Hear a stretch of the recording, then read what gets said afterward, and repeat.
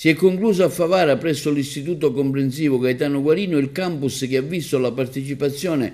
di 250 destinatari dell'azione progettuale impegnati in laboratori creativi integrati ed intergenerazionali, condotti da esperti partner del progetto Testimone del mondo della cultura, della musica, dello sport, denominato Uno Nessuno 100 Giga. Presenti la scrittrice Simonetta Agnello Orbi, la campionessa di sport Parolino, il giornalista Francesco Pira,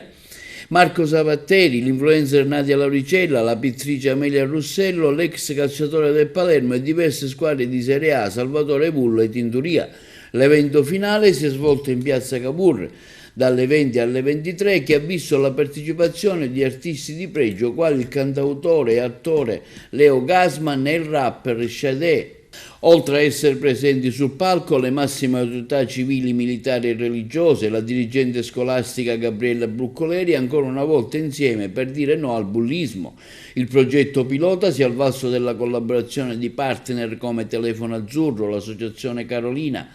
l'Associazione Ma Basta, il contributo della Polizia Postale, le associazioni locali, il patrocinio del Comune di Favara, con l'intento di veicolare il messaggio sociale a partire dalla valorizzazione del territorio, del patrimonio locale e di tutta la comunità. Insomma, un grande percorso educativo che si sta svolgendo in tutta la Sicilia, con forme diverse ma con linee progettuali comuni, un immenso sforzo organizzativo per sensibilizzare, cambiare prospettiva, dotare di strumenti, creare legami per prevenire e contrastare il bullismo, quanto ha dichiarato la dirigente scolastica Gabriella Bruccoleri, soddisfatta degli esiti di questa giornata memorabile.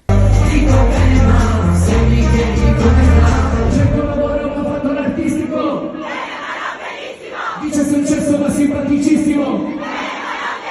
non è ancora estate ma fa già caldissimo. Dico bene ma se mi vieni in terra va bene, vado benissimo, di più, vado benissimo. Dico che parto per un viaggio mistico, stasera